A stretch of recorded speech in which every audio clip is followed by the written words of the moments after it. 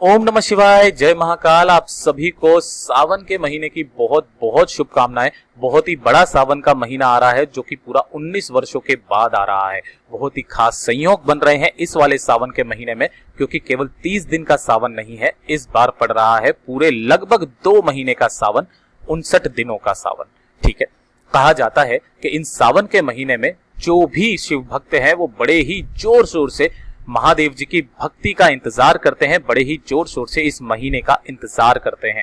और ये भी कहा जाता है कि इस महीने में महादेव जी खुद धरती पर आकर के अपने भक्तों पर कृपा बरसाते हैं, जिसका हर एक दिन बड़ा ही शुभ और पवित्र माना जाता है। ठीक है, इसी के साथ साथ ये भी कहा जाता है कि कुछ देवीय शक्तियां जो कि महादेव जी की होती है धरती पर अवतरित होती है, और जो भी भक्त अपनी भक्ति से महादेव जी को प्रसन्न कर लेता है उन देवीय शक्तियों का हकदार होता है, उन्हें वो देवीय शक्तियां मिलती है, उनके शरीर में एक खास ऊर्जा का संचार होता है, उनकी हर एक मनोकामना की पूर्ति होती है और वो जीवन में हमेशा उन्नति के मार्ग पर चलता चला जाता है। पूज्य गुरुजी ने कुछ उपाय अपनी कथा में हमेशा बताए हैं कि जब भी आप शिवलिंग पर जल समर्पित करते हैं तो उसका सही क्रम क्या होना चाहिए। अगर आप सही क्रम से जल समर्पित करते हैं तभी जाकर के आपको अपने उपाय की फल की प्राप्ति होती है। तो सावन के महीने में जल चढ़ाने का सबसे सही क्रम क्या है वो जान लेना। जो व्यक्ति इस क्रम से जल को समर्पित करता है उसकी हर एक मनोकामना पूरी होती है, साथ ही साथ उसे उसी का लाखों करोड़ों गुना फल प्रदान होता है। तो इस पूरे वीडियो को ध्यान से सुनना, समझने की कोशिश करना, परंतु उससे पहले आप सबसे एक छोटी सी गुजारिश करूंगा कि जो लोग पहली बार आए हैं चैनल को सब्सक्राइब जरूर करना और वीडियो को लाइक करके महादेव जी का कोई सा भी प्यारा नाम कमेंट बॉक्स में लिखना मत भूलिएगा। इस पूरे वीडियो के अंदर मैं आपको 2 महा उपाय बताने वाला हूं, जिसमें पहला उपाय होगा सावन के महीने में जल चढ़ाने का सही क्रम क्या होना चाहिए, जिससे कि आपको फलों की प्राप्ति होगी, आपकी हर एक मनोकामना पूरी होगी। ठीक है, और दूसरे वाले वीडियो के अंदर भी आपकी जो भी कामना इच्छा होगी वो पूरी जरूर होगी। ठीक है, ध्यान से सुनना, ये पूरा का पूरा जो भी महीना है ये आपकी हर एक मनोकामनाओं को पूरा जरूर करेगा।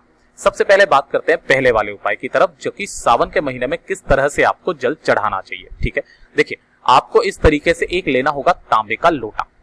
ठीक है, और इस तांबे के लोटे में आपको लेना होगा गंगा जल। अब भैया कहोगे कि हमारे पास गंगा जल ज्यादा नहीं है, तब इस कंडीशन में क्या करें। तो आपको ज्यादा नहीं, थोड़ा सा गंगा जल ले लेना और इसी लोटे के अंदर डाल देना। ठीक है, और बाकी लोटे को आपको अपने घर के शुद्ध जल से भर लेना। मंदिर का जल काम में मत लेना, अपने घर का शुद्ध जल भर लेना। ठीक है, और इस लोटे को लेकर के पहुंच जाना महादेव जी की मंदिर शिवलिंग के पास। अब काफी सारे भक्त क्या करते हैं, गलती, उनकी गलती मैं आपको बताता हूं। वो जाते हैं, यहां जल चढ़ाते हैं, यहां जल चढ़ाते हैं, यहां जल चढ़ाते हैं, यहां जल चढ़ा करके और महादेव जी पर समर्पित कर देते हैं। ठीक है, लेकिन सावन के महीने में कुछ खास तरीके से जो गुरुदेव ने बताया था किस तरह से आपको जल समर्पित करना होगा, या फिर कुछ भक्त ऐसे करते हैं डायरेक्ट इस महादेव जी की शिवलिंग पर समर्पित कर देते हैं। इस तरीके से जब आप जल समर्पित करेंगे आपको फलों की प्राप्ति नहीं होगी।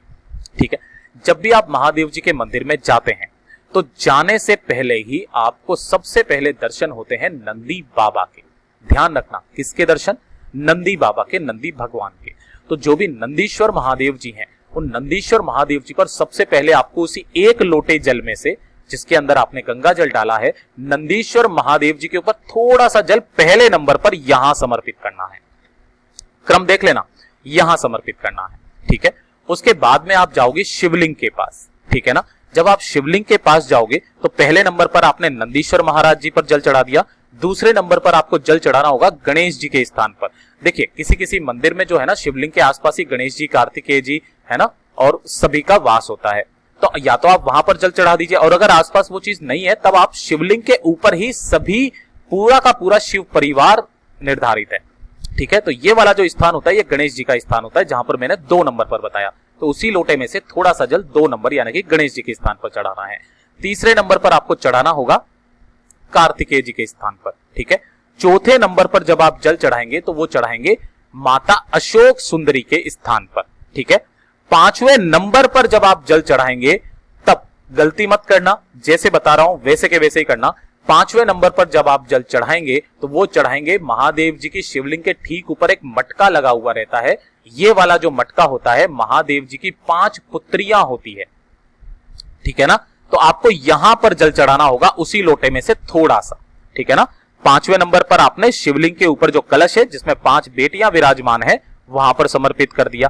फिर 6ठे नंबर पर आपको समर्पित करना होगा कहां पर? माता रानी के हस्तकमल पर। मैं इस वाली शिवलिंग पर बताता हूं, यहां पर माता रानी के हस्तकमल पर 6ठे नंबर पर जल समर्पित करना होगा। और जो थोड़ा सा जल बचा है लास्ट में, उसको अपनी कामना कहते हुए शिवलिंग के ऊपर समर्पित कर देना। जो व्यक्ति इस वाले उपाय को खास क्रम से, जो कि गुरुदेव ने बताया है, इसी क्रम से करता है और लगभग जो अगर आप डेली ना कर पाओ इस वाले उपाय को, तब आपको सिर्फ सावन के सोमवार इस वाले उपाय को कर लेना। और जो व्यक्ति सावन के सोमवार भी इस उपाय को कर लेता है ना, उसकी सारी मनोकामनाएं पूरी होती है। पूरी कैसे होगी वो ध्यान से सुनना। जब आप यहां से जल समर्पित करेंगे तो जल बहता बहता जलाधारी से नीचे की तरफ गिरेगा। आपको जितना जल यहां पर इकट्ठा हो, चाहे 2 बूंद, 4 बूंद, 5 बूंद, उसे इकट्ठा करके घर पर लेकर के आ जाना है।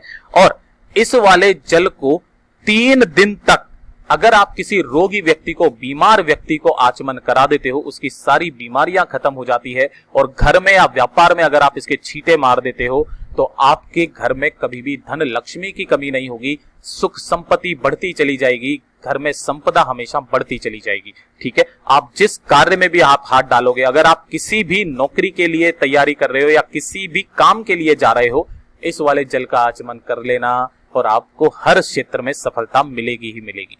पूज्य गुरु जी का ये वाला उपाय बड़ा ही खास और अचूक है, जरूर कीजिएगा। ठीक है, अब बात करते हैं दूसरे वाले उपाय की तरफ। ठीक है ना, ये दूसरा वाला जो उपाय है, आपकी हर एक मनोवांछित फलों की प्राप्ति होती है। अगर आप भौतिक सुख चाहते हो, जैसे कि आपको कार चाहिए, घर चाहिए, मनोकामना जो भी आपकी है, उस तरीके से भौतिक सुखों की प्राप्ति के लिए, मनोकामना के लिए, ठीक है ना, आपको ये वाला उपाय जरूर करना चाहिए सावन के महीने में।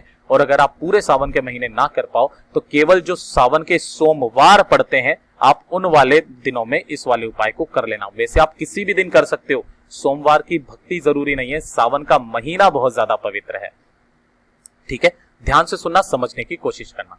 आपको इस तरीके से 2 कलश लेने हैं। अब भैया 2 कलश अगर आपके घर में ना हो तो आप 2 ग्लास ले सकते हो, 2 कटोरी ले सकते हो, कैसे भी करके आपको 2 पात्र लेने हैं, ध्यान रखना। ठीक है ना, दोनों पात्र। मेरे पास में 2 लोटे हैं, मैंने 2 लोटे ले लिए। ठीक है, इस दोनों के दोनों लोटों में आपको भरना होगा अपने घर का शुद्ध जल।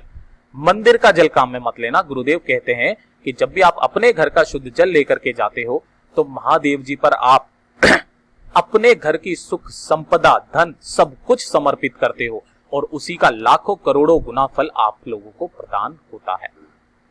ध्यान रखना, ठीक है ना। तब आपको ये वाला उपाय सावन के महीने में किसी भी दिन कर लेना, लेकिन सावन का सोमवार आ जाए उस दिन तो इस उपाय को जरूर करना। ठीक है, ये दोनों लोटों में आपने अपने घर का शुद्ध जल भर लिया और शुद्ध जल भरने के बाद में आप पहुंच जाना महादेव जी के मंदिर शिवलिंग के पास। फेस रहेगा आपका उत्तर दिशा की तरफ, हमेशा की तरह बताऊंगा, है ना। अब गुरुदेव ने जो नया तरीका बताया वो ध्यान से सुनना।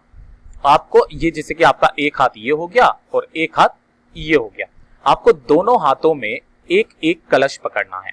ठीक है ना, जैसे कि ये वाला मैंने एक कलश बना दिया और ये वाला मैंने आपके दूसरा कलश बना दिया। ठीक है ना, और एक साथ दोनों कलश से आपको करना क्या होगा, महादेव जी की शिवलिंग पर डायरेक्ट जल समर्पित करना होगा। इस वाले उपाय में कैसे करना होगा, डायरेक्ट जल समर्पित करना होगा, है ना। और जब ध्यान देना, जब भी आप जल को समर्पित करें तब यहां पर कुंदकेश्वर महादेव जी के नाम से समर्पित करना होगा। कुंदकेश्वर महादेव जी का नाम लेकर के ओम नमः शिवाय, श्री शिवाय नमस्तुभ्यम पंचाक्षरी मंत्र या षडाक्षरी मंत्र का स्मरण करते हुए आपको ये जल समर्पित कर देना होगा दोनों लोटों में। ठीक है, अब ध्यान रखना, जैसे जैसे ये जल चढ़ने लगेगा लास्ट में थोड़ा सा जल बचा लेना। ठीक है ना, लास्ट वाला जल आपको समर्पित नहीं करना है, थोड़ा सा, ज्यादा नहीं, थोड़ा सा जल आपको बचा लेना है और इसी जल को ला करके अपने घर पर लेकर के आ जाना। ठीक है, और उसी तरीके से काम करना है। अगर कोई बीमार व्यक्ति है उसे आप 3 दिन तक आचमन करा देना, उसकी बीमारी खत्म होगी। घर में इसके छींटे मार देना, घर से कभी भी सुख समृद्धि दूर नहीं होगी, माता लक्ष्मी जी का हमेशा वास होगा। साथ ही साथ जिन व्यक्तियों को भी नौकरी की या इसकी समस्या है, इस वाले जल की एक बिंदी अपने मस्तक पर और कंठ पर लगा करके अपनी पढ़ाई चालू कर दें, उन्हें सफलता मिलेगी ही मिलेगी। किसी भी कार्य में आप हाथ डालोगे सफलता मिलेगी ही मिलेगी। और साथ ही साथ सावन का सबसे अचूक उपाय जो है मैं आपको बताने वाला हूं, जो कि गुरुदेव ने अपनी कथा में बताया था 108 चीजें चढ़ाने वाला उपाय। ठीक है ना। देखिए ध्यान से, सावन का जब भी महीना आ जाए तब पूरे सावन के महीने एक काम करना, अगर पूरे सावन के महीने ना कर पाओ तो सिर्फ और सिर्फ सावन के सोमवार कर लेना। 108 चीजें मेरे देव आदिदेव महादेव जी को समर्पित करना। चाहे तो वो 108 चीजें चावल के दाने ले लेना, चाहे आप 108 हरे मूंग के दाने ले लेना, या फिर आप 108 पुष्प ले लेना, या फिर गुलाब की 108 पत्तियां ले लेना, कुछ भी ले लेना, लेकिन शिवलिंग पर 108 चीजें समर्पित करना। और समर्पित कर देने के बाद जो भी व्यक्ति सावन के महीने में 108 चीजें मेरे देव आदिदेव महादेव जी को समर्पित कर देता है, तो स्कंद पुराण, लिंग पुराण और विष्णु पुराण में साफ कहा गया है कि उसे मेरे देव आदिदेव महादेव लाखों करोड़ों गुना फल प्रदान करते हैं उसी सब चीजों का। तो पूज्य गुरु जी ने जैसा भी कथा में बताया वैसा आसान भाषा में आपको बताने का पूरा प्रयास किया। वीडियो पसंद आया हो तो लाइक जरूर करना, साथ ही साथ चैनल को सब्सक्राइब किए बिना मत जाइएगा।